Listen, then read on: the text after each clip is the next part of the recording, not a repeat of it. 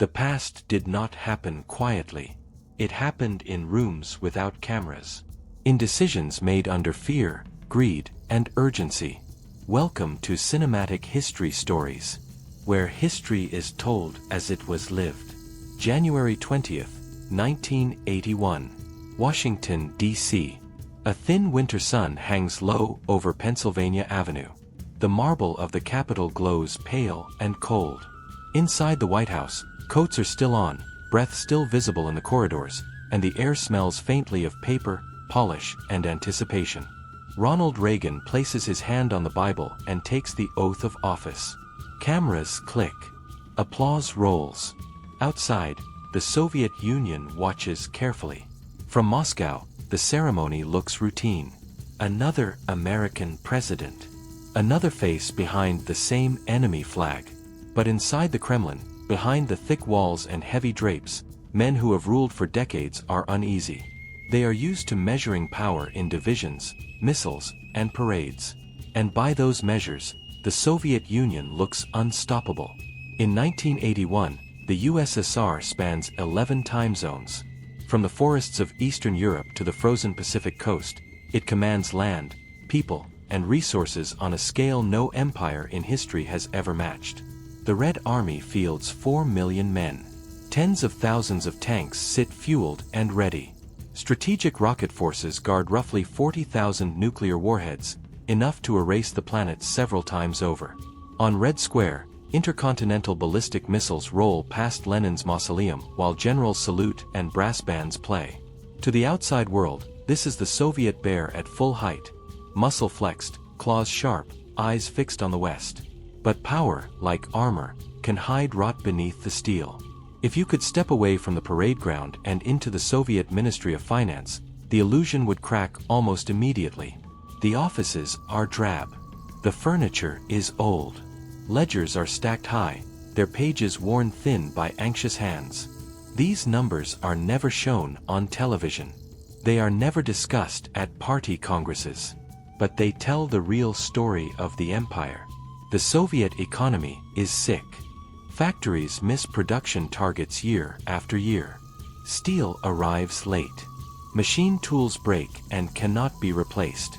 Entire industrial plants run not on efficiency, but on lies, managers falsifying reports to satisfy the party. Collective farms, meant to showcase socialist abundance, cannot feed the population. Despite controlling some of the richest agricultural land on Earth, the USSR imports millions of tons of grain from its ideological enemy, the United States. Technology lags badly. While Silicon Valley births personal computers, Soviet engineers reverse engineer Western designs a decade late. Microchips are smuggled in suitcases. Precision tools are bought quietly through third countries. The system cannot innovate fast enough to compete. And yet, somehow, the Soviet Union survives. Not prospers, survives. The reason is oil. In the 1970s, history handed Moscow a gift. The Arab oil embargo and Middle Eastern instability sent crude prices soaring. A barrel that once sold cheaply now commands a fortune. The Soviet Union, sitting atop vast reserves in Siberia and Central Asia, suddenly finds itself rich in something the West desperately needs. Hard currency floods in, dollars, not rubles. Real money. For the first time, the communist system can pay its bills without reforming itself. The Politburo uses the oil money like a painkiller. Grain is bought from America to prevent famine. Western technology is quietly imported to keep factories running. And above all, the military grows. New tanks. New submarines. New missiles. Proxy wars are funded from Angola to Nicaragua, from Cuba to Vietnam. As long as oil prices stay high, the system holds. By the early 1980s, oil and gas account for as much as 80% of Soviet hard currency earnings. The ruble itself is worthless outside the bloc. Nobody wants it. You cannot buy wheat, computers, or spare parts with ideology. You need dollars, and dollars come from oil. The Soviet Union is no longer a diversified superpower. It is a Petro-State. And Petro-States live and die by the barrel price. In Washington, this reality does not go unnoticed. Inside the CIA headquarters in Langley, Virginia, a man with thinning hair and a permanent scowl studies the Soviet Union not as an enemy army, but as a balance sheet. His name is William Casey, the newly appointed Director of Central Intelligence. Casey is not a bureaucrat. He is a wartime veteran of the OSS, the World War II predecessor of the CIA. He ran agents behind Nazi lines. He understands sabotage, leverage, pressure, and he understands that modern wars are not always fought with bombs.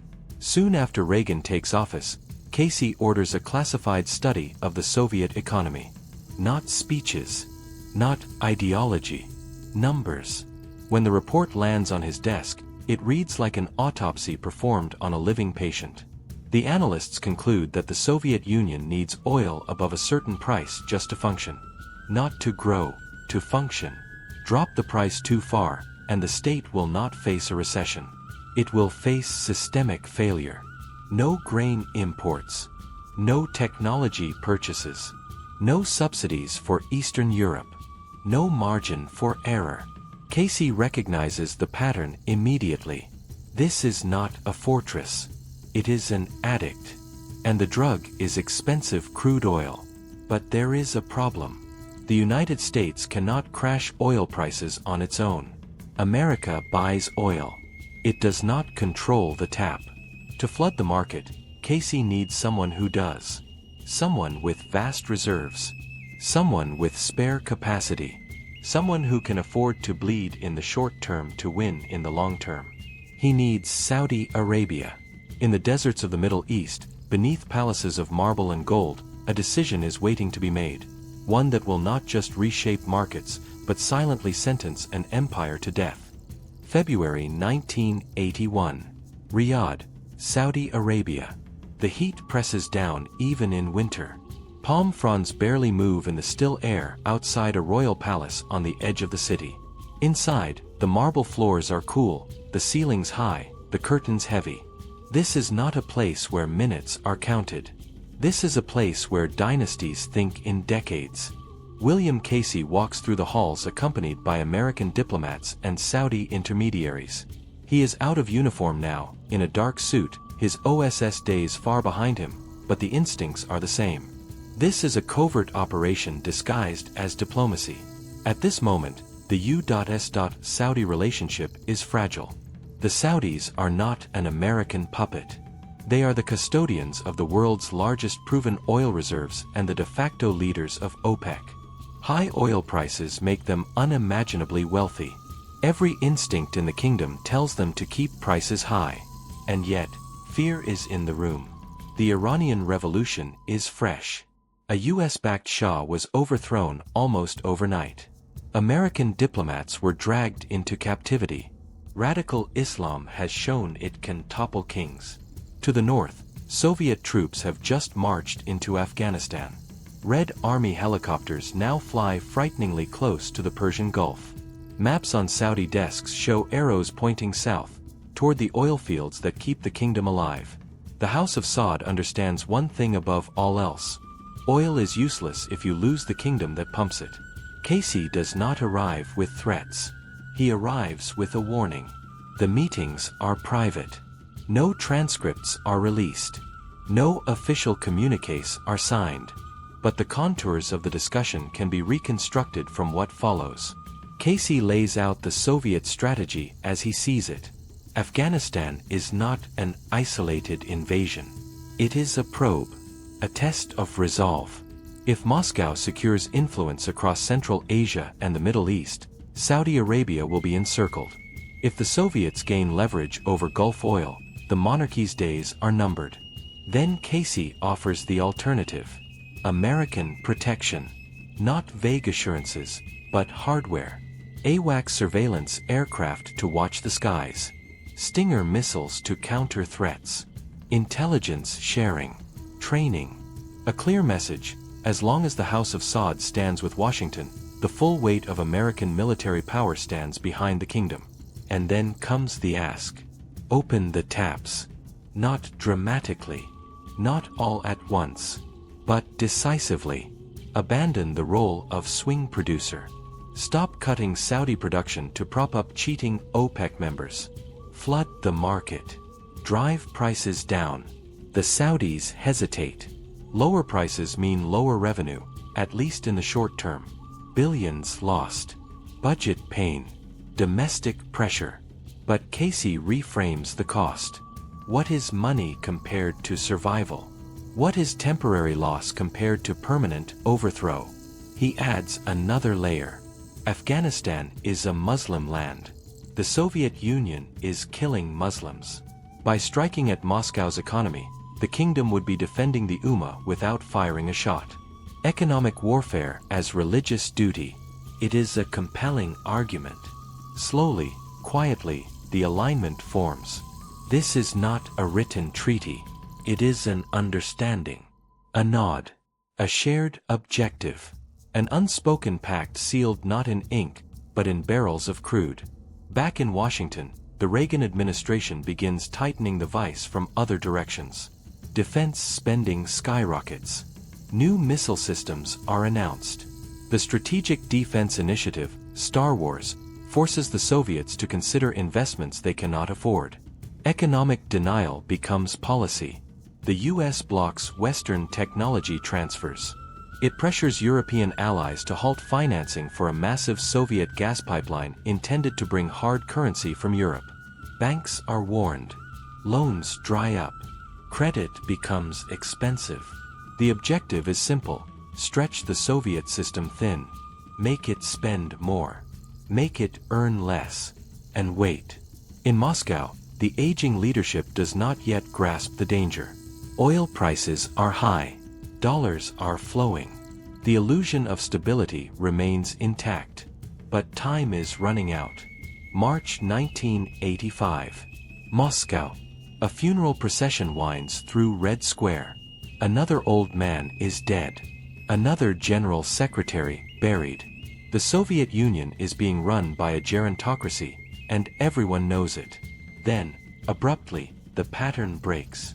A younger man steps forward. Mikhail Gorbachev. 54 years old. Energetic. Articulate. A believer that the system can be fixed. He inherits a decaying empire and announces reform. Perestroika. Restructuring. Efficiency. Transparency. Hope. But his plans are built on a fatal assumption. That oil will remain expensive. That assumption is already obsolete. Because in the deserts of Saudi Arabia, the machinery is ready. The pumps are primed. The levers of global energy markets are about to be pulled. And when they are, the Soviet Union will discover that it has built its empire not on steel or ideology, but on a price chart. September 1985. Vienna, Austria. In a quiet conference room far from cameras, OPEC ministers gather around polished tables. Coffee is poured. Papers are shuffled. The mood is tense. For years, Saudi Arabia has played the role of disciplinarian, cutting its own production to keep prices high while other members quietly cheat on their quotas. This time, the Saudis have had enough. Saudi Oil Minister Ahmed Zaki Yamani clears his throat and makes a technical announcement, delivered in the calm language of market share and production targets. Saudi Arabia, he says, will no longer sacrifice its output to support oil prices. From now on, the kingdom will compete for volume. To most ears, it sounds bureaucratic. To oil traders, it sounds like thunder. Within weeks, Saudi production surges. Millions of extra barrels hit the market. Tankers queue at ports. Storage tanks fill. The world is suddenly drowning in crude. Supply overwhelms demand, and the laws of economics take over with merciless speed. The price begins to fall. $30 a barrel becomes $25. Then $20. Then $15. In Moscow, planners are confused but not yet afraid. Price swings have happened before. They assume it is temporary. They assume OPEC will regain discipline. They keep spending. They keep importing. They keep fighting in Afghanistan. They keep subsidizing Eastern Europe. They are burning cash they no longer have. By early 1986, oil falls to $10 a barrel. For the Soviet Union, this is catastrophic. Every single dollar drop costs the Kremlin roughly $1 billion a year in lost revenue. At $10, tens of billions vanish almost overnight. Oil, which once paid for bread, technology, and weapons, now barely covers the cost of pumping it out of frozen Siberian ground. The Soviet oil industry turns from asset to liability. Hard currency reserves evaporate. Grain imports become impossible. The shelves, already sparse, empty completely. Soap disappears. Sugar vanishes. Medicine runs out. The social contract collapses in real time. And then, as if history itself is piling on, Chernobyl explodes. April 26, 1986. Pripyat, Ukrainian SSR. A nuclear reactor tears itself apart. Fire burns graphite. Radiation pours into the sky. Entire cities are evacuated. The cleanup will cost billions, money the state does not have. Inside the Kremlin, panic replaces ideology. Gorbachev receives memo after memo marked urgent. The coffers are empty. Western banks refuse new loans. Gold reserves are quietly sold off in London and Zurich just to buy wheat.